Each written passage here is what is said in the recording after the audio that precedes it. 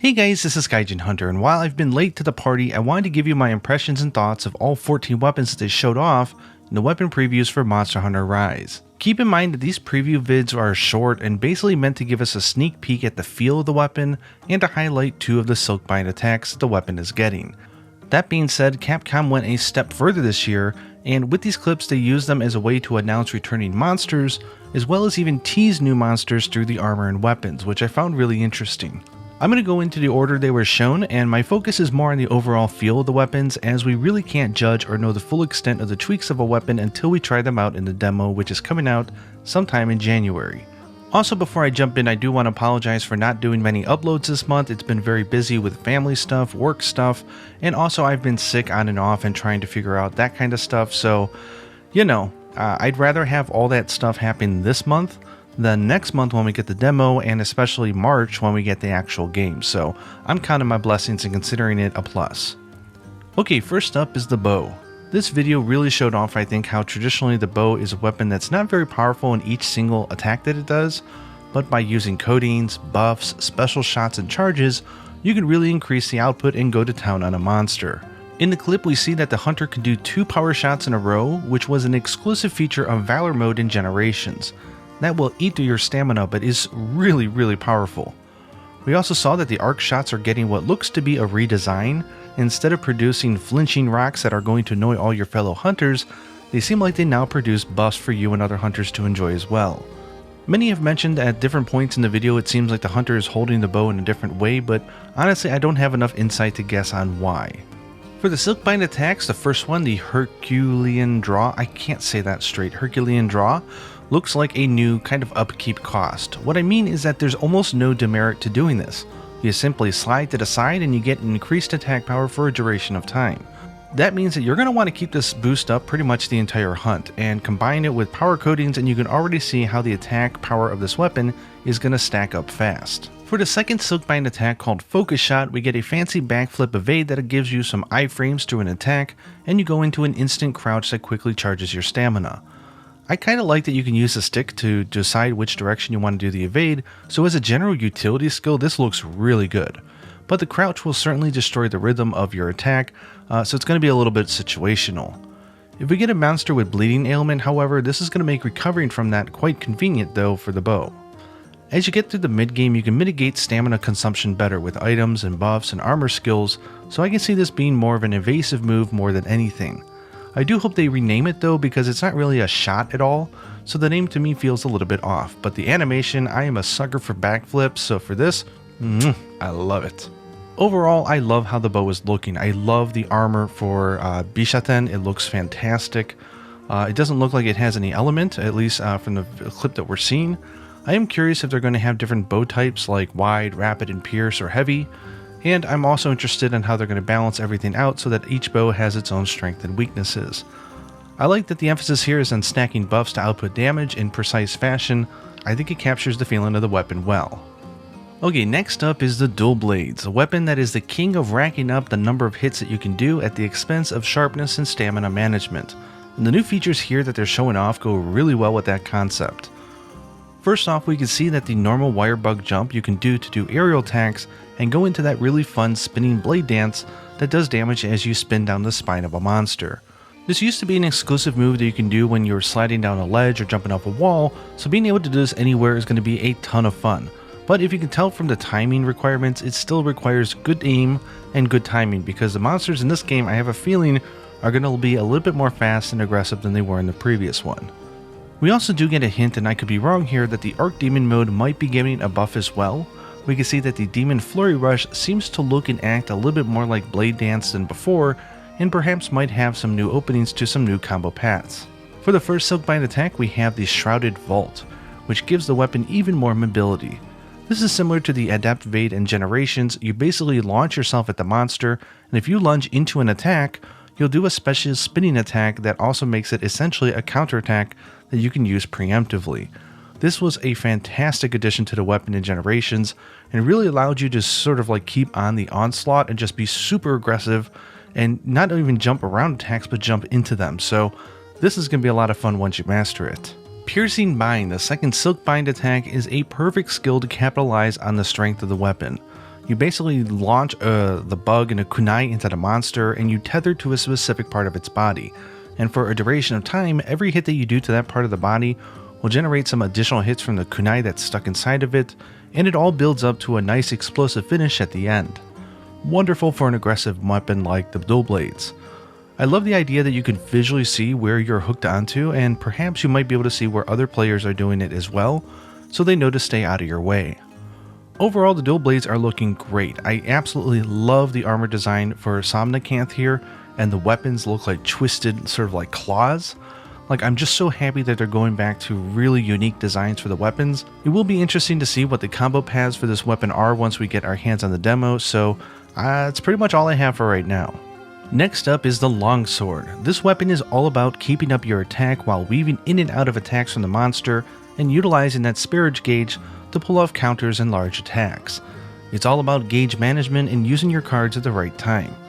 First off, I love the color of the blade and how it changes depending on the spirit level that you're at, and it's not just some like Jedi aura around your weapon. The weapon seems to retain all the original tools that it got from World and Iceborne, which is fantastic. If you did not play the weapon in 5th generations yet, Longsword really evolved to become quite a Swiss Army knife of a weapon. It can do so much. For the Silkbind's attacks, the first one is the Soaring Kick, which looks incredibly useful. It uses one wire bug and lets you do an aerial vault at the monster. Connect on the hit, and then you can jump up in the air and do either a Spirit Thrust, or if you have the Spirit Gauge, you can do the Spirit Helmbreaker. I am curious if you get a choice or if it just depends on whether you have Gauge or not though. Connect with these and your Gauge will gradually refill over a small period of time afterwards, which is great because these sort of like huge attacks consume a level of Spirit.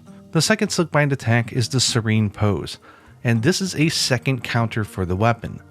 It sets up the wire net, and if you get hit, allows you to do a big counter attack. It does take 2 wire bug gauges to do, however, and seeing as you already have a counter in the base weapon set, I don't really see this one getting a huge amount of use, but it is very nice in your tool set nonetheless. Overall, the longsword is looking like it's going to continue to be an incredibly popular weapon and a powerhouse, and I'm assuming monsters are going to get faster and more aggressive than they were in Iceborne, so moves like the Helm Splitter and the 2 counters that the weapon have may not be as OP as they appear on paper, but more of a technical move which would fit the weapon very well. And I gotta say here that I like the armor for the last story boss, Magnamalo. It's looking pretty cool, and I can't wait to find out what skills it has. Next up is one of my main weapons, which is the Lance, which is looking mighty fine. This weapon is all about countering and using its fabulous reach to do pinpoint accuracy attacks and to use its side steps to reposition. One of the cons of the Lance is that the weapon attacks are not that super strong individually, and they're pretty basic, so they seem to be adding a new charge mechanic now with the wide sweep, and depending on the power of that attack, this could be a game changer of an attack for the weapon. One thing I did notice that was lacking from this preview was showing us whether or not the Lance has a triple poke combo. If they actually went and changed it so that you do a 2 poke and then you do this wide slash which you can charge, that would change the tempo of the weapon quite a bit, and we would definitely have to get some hands on to sort of figure out how we feel about that. But I did find that it was interesting that they didn't show a triple poke, because they did take that away. If you remember in Generations they had the strong poke, which I was not a personal fan of. So yeah, something to look for when we get the demo, but I do love the look of that strong charge wide slash. It looks really fun. I am also very happy to see that power guard that you can do with the Lance, which is from World and Iceborne, is coming back. I thought that was one of the best additions that they've done for this weapon in a long time, so to have that coming back was really happy for me to see. Okay, moving on to the Silkbind attacks, the first one is Twin Vine, which lets you tether onto a part of a monster, draw its attention, and lets you jump and charge at said body part.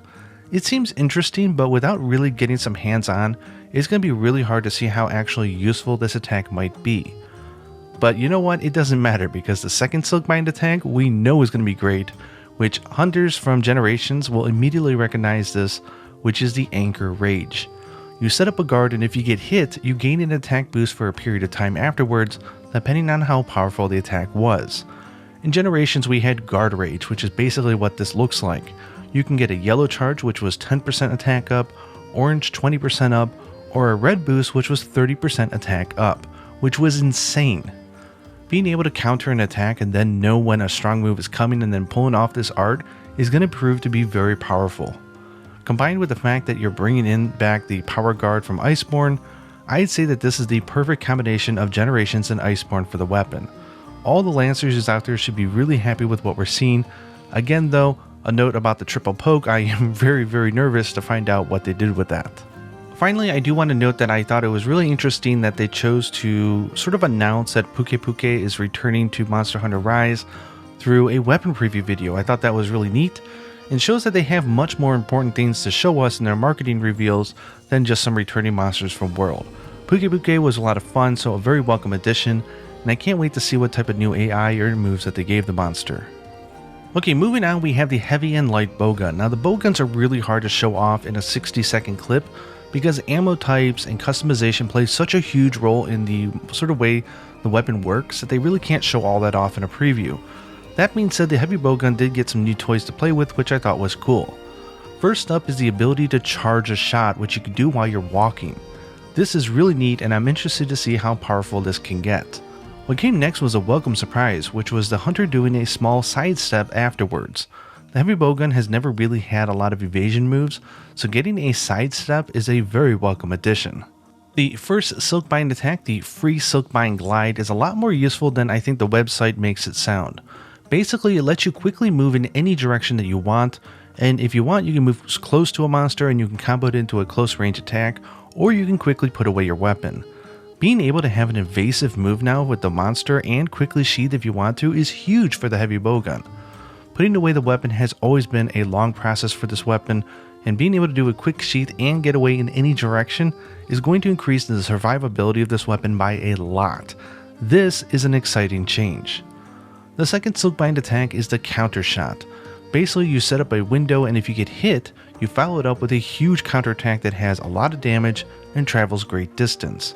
There are so many useful cases of a charging monster where this can be used, and if the damage is big enough, it might be a great choice to use often in a hunt. Overall, the heavy bowgun is looking fantastic. I do hope they do something about the stickies so that they're not too overpowered this time around, but honestly, it's a new game, so they're going to have some new balancing, and they're working off of the knowledge of the previous games, so I'm totally expecting them to have that in check. And next up is the light bowgun, and seeing all the new moves from the slide to the sidestep, the backwards evade slide, the wyvern blast, and everything else that was in Iceborne being back in this game was really exciting for me because I really enjoyed light bowgun in Iceborne. The first Silkbind attack here is the Silkbind glide, which lets you surge forward and do a powerful close range attack. This attack has cutting damage and can be used to cut off tails and other body parts. The bowguns really don't get the ability to cut off parts outside of slicing ammo, so I'm very curious to see the strength of this particular attack, especially since it has this long reload animation at the end. I'm also curious if the glide we saw in the first trailer, where we're able to just do like a glide to the side and do a rapid shot, is a different Silkbind attack, or if it's the same one as this one and we're just seeing it being used in a different way. The second Silkbind attack had me literally laugh out loud, and that's a good thing. This is basically bringing aerial style to the weapon with the art called Fanning Vault. You jump upwards high up into the air, and you can use that to avoid attacks, reload your weapon, fire shots, or even shoot a sticky wyvern blast shot directly below you into the monster. This move is a game changer. For a weapon with such great mobility already, giving it the ability to take to the air is something I really enjoyed in Generations, but even then it was tied to having to vault off the monster, but now you can just jump using the wire bug. I assume that this is going to consume 2 gauges, but it might be worth it in the end. Overall, the light bowgun is looking fantastic. It's looking very nimble, very fast, has tons of power and fun toys to play with, so I could not be happier. I really hope that they bring back the internal ammo system from Generations. I thought that was a fantastic system to really differentiate, one light bowgun from the other one, and really let all of them stand out and shine. Whether they're going to bring that back, who knows, but I'm very interested to find out. And for the final weapon for this video, since this is part 1 of 2 and this is the 7th one, we have the hammer.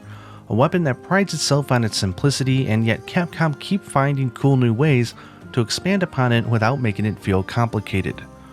First off, I love that you now have different colors per charge level. It's such a subtle but nice change. Second, it seems that we're getting a bunch of new combo paths.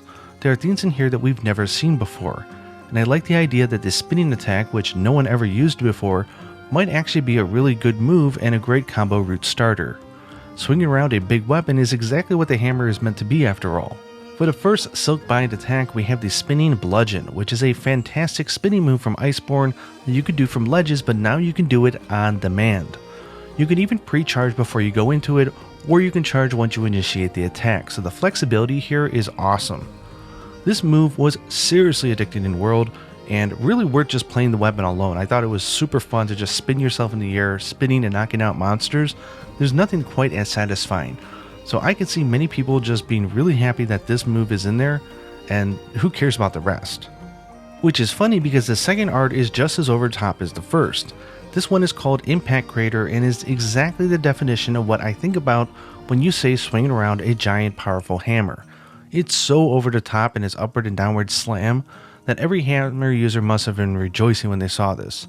Depending on your charge level before you activate it, it will also seem to affect this attack as well, so charging up and then seeing an opening and then unleashing this is going to be so devastating and really satisfying to do.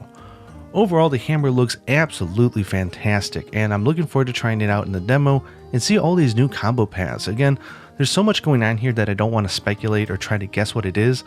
We're going to get the demo soon anyway, so we'll just check it out then. Also, this was a cool video to show off the return of Anjanath, who I'm not a huge fan of the monster per se, but it is a very fun monster to knock out using the hammer, so for that, I was pretty happy to see it. And that's where I'm going to end this video. I'm going to do a part 2 where I cover my thoughts on the other 7 weapons, so I hope you please look forward to that. And while I haven't had enough time to really make videos, it has been really fun. I started a podcast with Dudikan, which is over on his channel and also on Spotify, called the Third Fleet Podcast, which you guys should check out, where it's almost like a weekly type of thing where we just talk about Monster Hunter and new development and news, and it's a lot of fun for me because I just have not had the time to make videos, so just being able to have some fresh, opinions and just talking it out with somebody on a podcast has been a lot of fun, and he does all the work with the editing, uploading it, curating it, and all that, so huge shout out to him. So that lives again on his YouTube channel and Spotify, which I will link for in the description down below, so check that out. So far, these weapon previews, honestly, I find more exciting than the previous ones we've had on past games, and it's just making me more hyped for Monster Hunter Rise. I hope you guys are all having a good holiday break, staying safe, and until next time, happy hunting.